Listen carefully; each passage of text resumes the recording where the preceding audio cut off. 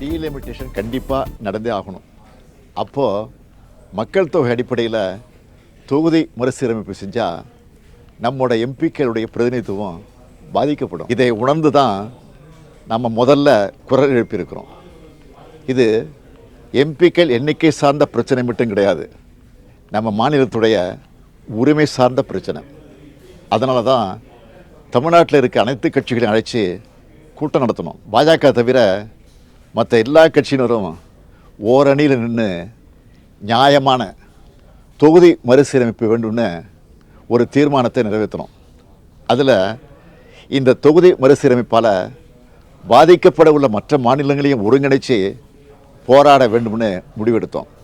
அதுக்காக ஆந்திரா, கர்நாடகா, கேரளா, தெலுங்கானா, ஒடிசா, மேற்கு வங்கம், பஞ்சாப் ஆகிய 7 மாநில முதலமைச்சர்களுக்கும் நாடாளுமன்றத்தில் பிரதிநிதித்துவம் இருக்கக்கூடிய அந்த மாநிலங்களை சார்ந்த எல்லா கட்சிகளோட தலைமைக்கும் நான் கடிதம் எழுதினேன்.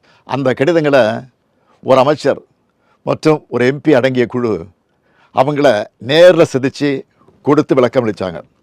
எல்லா மாநில முதலமைச்சர்கிட்டையும் நானே ஃபோனில் பேசினேன்.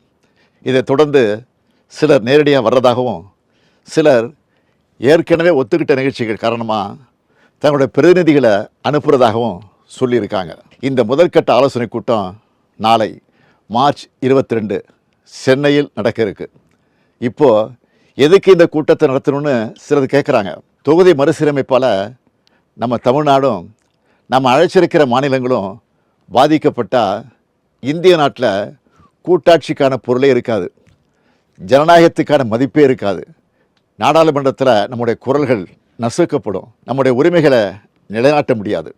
இது இந்த மாநிலங்களை அவமதிக்கிற செயல்.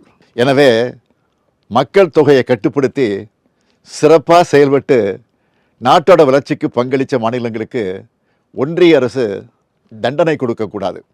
அதனால தான் தமிழ்நாட்டில் இருக்கிற பெரும்பாலான கட்சியோட ஒருங்கிணைந்த சிந்தனைப்படி மற்ற மாநிலங்களை ஒருங்கிணைக்கிற இந்த கூட்டம் நடைபெறப் போகுது. இந்த கூட்டத்தில் ஒரு முடிவெடுக்கப்படும். அதன் அடிப்படையில் அடுத்த கட்ட நடவடிக்கைகளை மேற்கொள்வோம். நம்மோட நியாயமான கோரிக்கைகள் நிச்சயம் வெற்றியடையும். நம்மோட இந்த முன்னெடுப்பு இந்தியாவை காக்கும். நன்றி, வணக்கம். பிளே ஸ்டோர் மற்றும் ஆப் ஸ்டோரில் இருந்து பாலிமர் செயலியை QR கோடு மூலம் பதிவிறக்கம் செய்யுங்கள். செய்திகளை உடனுக்குடன் பெறுங்கள்.